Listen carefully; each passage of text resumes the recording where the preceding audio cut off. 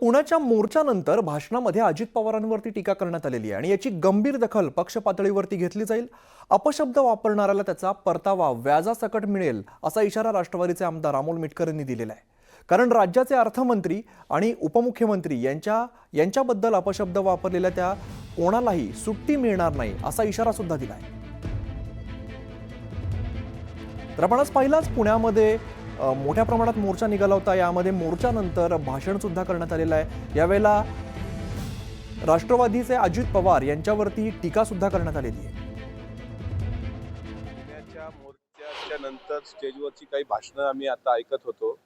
राष्ट्रवादी काँग्रेस पक्षाचे राष्ट्रीय अध्यक्ष आदरणीय अजितदादा यांच्यावर काही नवीन प्रवक्त्यांनी जोशाच्या भरात एकेरी भाषेमध्ये अगदी खूप खालच्या पातळीवर टीका केल्या।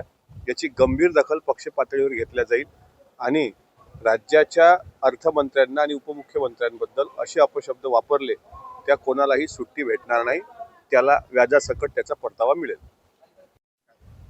पुण्याच्या मोर्चाच्या नंतर स्टेजवर तर बीड प्रकरणात सरकार आणि पोलीस पूर्ण शक्तीने कारवाई करत असल्याचं मुख्यमंत्र्यांनी म्हटलेलं आहे। निर्धाराने कारवाई होतीये। या प्रकरणात काहीही झालं, कोणीही वाचवण्याचा प्रयत्न केला तरी आम्ही आरोपींना वाचू देणार नाही। जे दोषी आहेत त्यांच्यावरती कारवाई केली जाईल असं मुख्यमंत्री म्हणाले। या प्रकरणाच्या अनुषंगाने जे लोक दादागिरी करून हप्ते गोळा करतायत त्या सगळ्यांवरती सरकार जरब बसवणार आहे। या प्रकरणाचा उपयोग राजकारणासाठी होऊ नये ही गंभीर बाब असल्याचं त्यांनी म्हणत धनंजय मुंडेंच्या राजीनाम्यावरती भाष्य केलंय।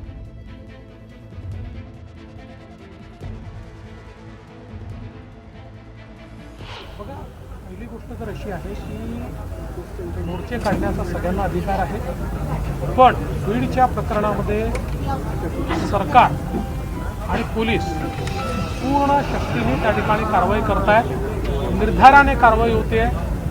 या प्रकरणामध्ये काहीही झालं तरी कोणालाही वाचवण्याचा कोणी प्रयत्न केला तरी आम्ही वाचवू देणार नाही, कोणालाही वाचवलं जाणार नाही। जे दोषी आहेत आणि या प्रकरणाच्या अनुषंगाने जे लोक दादागिरी करतात, जे लोक हप्ते वसुली करतात, अशा सगळ्यांवर जरब बसवायचं आम्ही ठरवलेलं आहे। त्यामुळे या संदर्भातली योग्य कारवाई चालली आहे। ते कुठेही गेले असते आणि कोणी त्यांना मदत केली असेल तरी देखील त्यांच्यावर कारवाई होते, तुम्हाला दिसत आहे। मदत करणाऱ्यांना आम्ही सोडत नाही। आता माझं मत एवढंच आहे की या संदर्भात नीट चौकशी करू द्यावी, सगळी चौकशी पूर्ण होऊ द्यावी।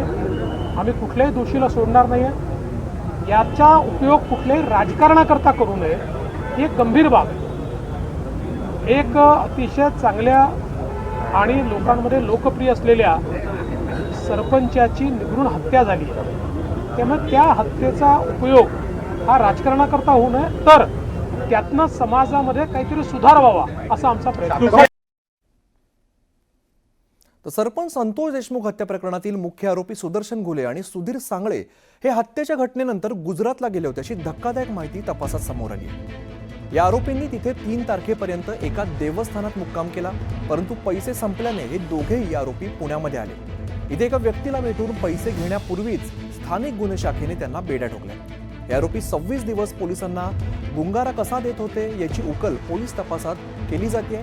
एसआयटी प्रमुख उपमहानिरीक्षक बसवराज तेली यांनी 3ही आरोपींची कसून चौकशी केली। यानंतर सीआयडीच्या अधिकाऱ्यांनी सहभाग नोंदवत प्रश्नांची सरबत्ती केली। त्याची उत्तर देताना 3ही आरोपींना घाम फुटल्याची माहिती पोलीस सूत्रांनी दिली।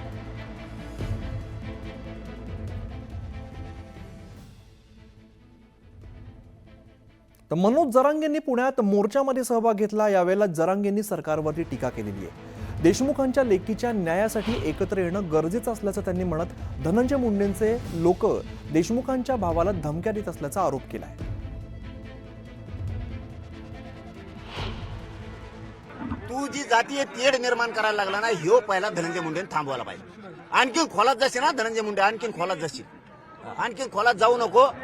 मी 4-5 वेळेस सांगितलंय तुझ्या जातीच्या लोकांना समजून सांग। काही लोक मुद्दाम जातीय तेढ निर्माण करतायत आणि तू फोन करून ओबीसीचे नेत्याला सांगू नको माझ्या कोण बोल म्हणून। जातीय तेढ निर्माण होऊ देऊ नको, कारण आता आम्हाला धनंजय मुंडेवर शंका नव्हती, यायला लागली, आधी नव्हती। आतापर्यंत 20-25 दिवसात धनंजय मुंडेचं आम्ही कधी नाव घेतलं नाही। धनंजय देशमुखला धमकी दिल्यापासून आम्ही सुरू केलं.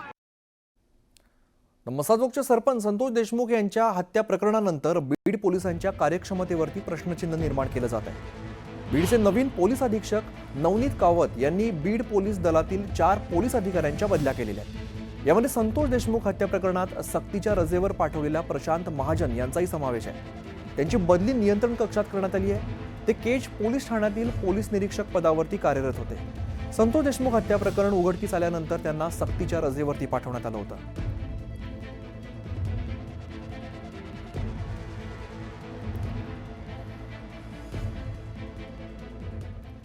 राष्ट्रवादी शरदचंद्र पवार गटाचे नेते जितेंद्र आव्हाड यांनी संतोष देशमुख हत्या प्रकरणात नेमलेल्या एसआयटी वरती संशय व्यक्त केलाय.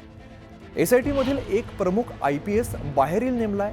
त्यांच्यातील अधिकारी हे वाल्मिक करारासाठी काम करतात असा आरोप सुद्धा आव्हाडांनी केलेला आहे. सोशल मीडियावरती पोस्ट करत आव्हाडांनी हे गंभीर आरोप केलेत. या संदर्भात काही फोटो सुद्धा त्यांनी पोस्ट केलेले आहेत. PSI महेश विघ्ने यांचा फोटो आव्हाड यांनी पोस्ट केलाय. तर मनोज कुमार वाघ हा वाल्मिक कराडचा खास माणूस असल्याचं म्हणत त्यांचा सुद्धा फोटो पोस्ट करण्यात आलेला आहे. हे अधिकारी वाल्मिक कराडला शिक्षा देणार की मदत करणार असा सवाल जितेंद्र आव्हाडांनी उपस्थित केला आहे. जितेंद्र आव्हाड यांची पोस्ट बघायला मिळते आणि पोस्टमध्ये गंभीर आरोप केलेले बघायला मिळत आहे. फोटो सध्या व्हायरल होत आहेत. हे एसआयटीचे तपास अधिकारी आहेत. नाही, मी ज्या दिवशी SIT स्थापन झाली त्याचा जे ऑर्डर आली त्या ऑर्डरवरच